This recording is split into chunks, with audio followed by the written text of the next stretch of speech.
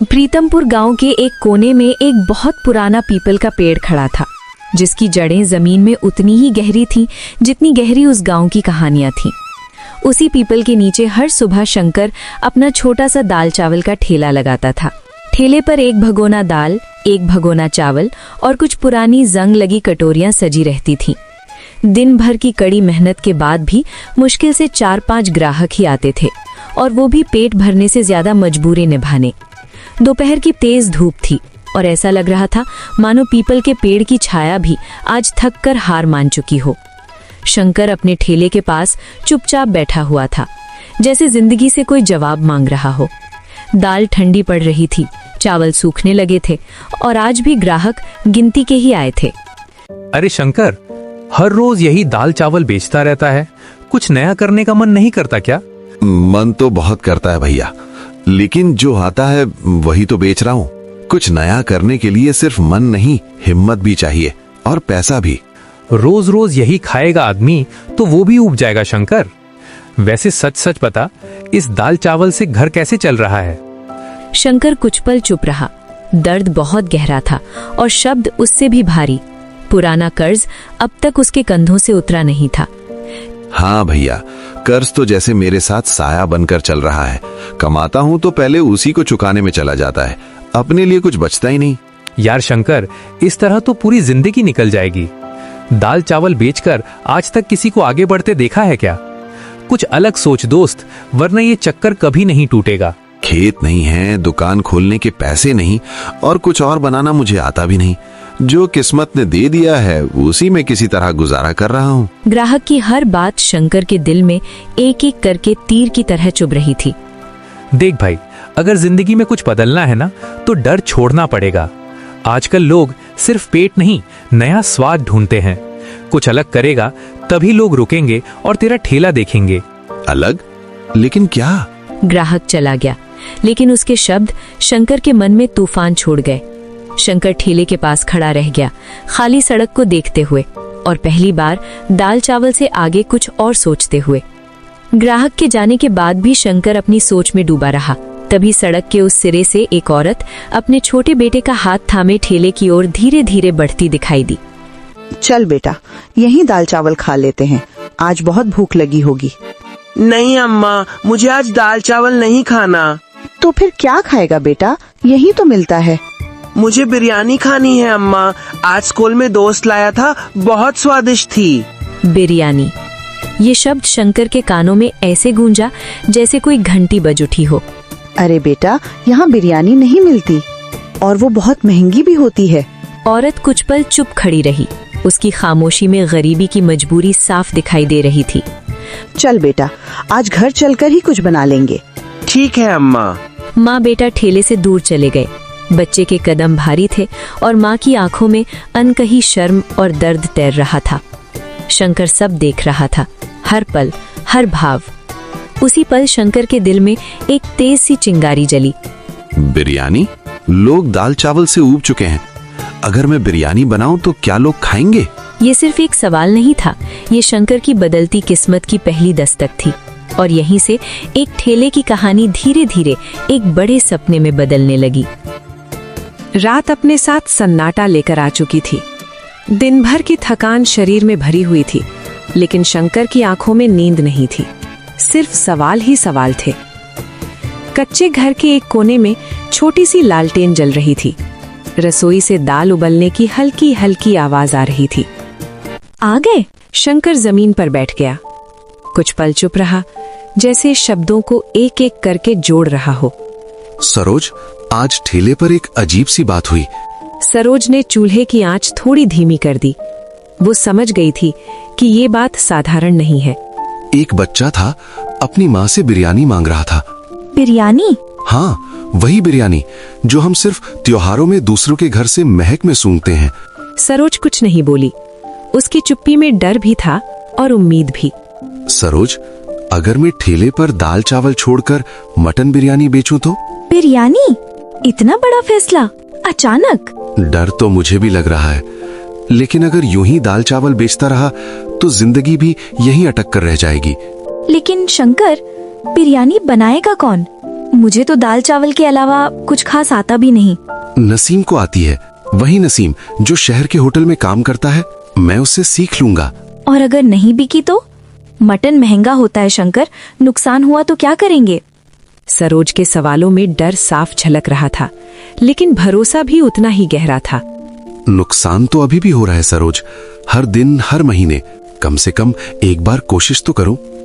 सरोज ने शंकर की ओर देखा। आज उसकी आंखों में कुछ अलग ही चमक थी। सच कहूं, डर तो मुझे भी लगता है, लेकिन आज आपकी आंखों में जो भरोसा दिख रहा है वो पहले कभी नहीं देखा। अगर आपने ठान लिया है तो मैं आपके साथ हूँ। उस पल शंकर ने खुद को अकेला महसूस नहीं किया। सरोज, अगर ये चल गया ना तो हमारे बच्चों को कभी खाली पेट सोना नहीं पड़ेगा। भगवान मेहनत कभी बेकार नहीं जाने देते।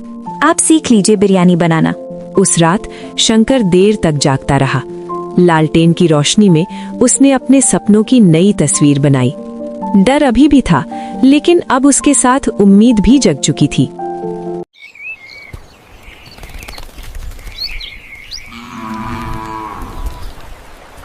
अगली सुबह सूरज निकलने से पहले ही शंकर की नींद खुल गई। पूरी रात आंखों में सिर्फ एक ही सपना था, कुछ बदलने का। प्रीतमपुर की पगडंडी पर हल्की धुंध छाई थी, लेकिन आज शंकर के कदमों में थकान नहीं थी, सिर्फ उम्मीद थी। कुछ देर बाद वो नसीम के छोटे से घर के सामने खड़ा था, दिल में डर नहीं, उम्मीद लिए। नसीम भाई, मैं हूँ शंकर। अरे शंकर, इतनी सुबह? आजा भाई, अंदर आजा। माफ करना इतनी सुबह आने के लिए, लेकिन दिल में एक बात अटकी हुई थी। बोल भाई, तेरे चेहरे से लग रहा है आज कोई बड़ा फैसला लेने आया है। शंकर कुछ पल चुप रहा, फिर उसने अपने शब्दों को हिम्मत दी। नसीम भाई, मेरी हालत तो जानता ही है। दाल चावल बेच बेच कर जिंदगी बस किसी तरह चल रही है। कर्ज बढ़ता जा रहा है और आगे का रास्ता धुंधला दिख रहा है। हाँ भाई, तेरा संघर्ष मैंने देखा है। बोल, क्या मदद चाहिए? शंकर ने गहरी सांस ली। मुझे मटन बिरयानी बनाना सीखनी है। मटन बिरयानी? अरे बस इतनी सी बात? मुझे लगा कोई बहुत बड़ी परेशानी होगी। बिरयानी सीखनी है तो सीख लेगा शंकर, लेकिन एक बात याद रखना, ये सिर्फ खाना नहीं है, ये सब्र का काम है। सब्र तो है भाई, बस सही रास्ता चाहिए। नसीम उठा और पास रखे मसालों की ओर इशारा किया। सबसे पहले मटन अच्छे से धोना, फिर दही, लाल मिर्च, हल्दी, खड़े मसाले, हरी धनिया और पुदीना। मसाले डालते वक्त हाथ हल्का रखना और दिल साफ। गुस्से में पकाई गई बिरयानी कभी स्वाद नहीं देती। ये बात तो जिंदगी पर भी लागू होती है। बिल्कुल। फिर चावल उबालना, तेज पत्ता, इलायची और थोड़ा सा नींबू। सबसे जरूरी है दम, धीमी आंच और पूरा सब्र। शंकर हर बात दिल में उतार रहा था। नसीम भाई, अगर ये सीख गया ना तो मेरी जिंदगी बदल जाएगी।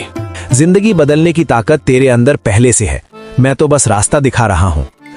उस सुबह शंकर सिर्फ एक रेसिपी नहीं सीख रहा था, वो अपनी तकदीर पकाना सीख रहा था।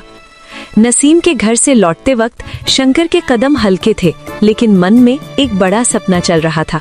सूरज अभी पूरी तरह निकला नहीं था। गांव की गलियों में हल्की ठंडक थी। आज गलती की कोई गुंजाइश नहीं थी। सरोज, आज सब कुछ दिल से करना है। दही, लाल मिर्च, हल्दी, हरी धनिया, पुदीना, एक एक चीज शंकर को नसीम की बातें याद दिला रही थी। मटन मसालों में अच्छी तरह लिपट चुका था। अब बारी थी चावल की। नींबू डाल दूं? हाँ, थोड़ा सा ही, खुशबू के लिए। जैसे ही चावल उबलने लगे, घर में एक अलग ही महक फैल गई। ये सिर्फ बिरयानी की खुशबू नहीं थी, ये उम्मीद की खुशबू थी। अगर ये चली ना सरोज, तो सब कुछ बदल जाएगा। चलेगी? मेहनत कभी खाली नहीं जाती।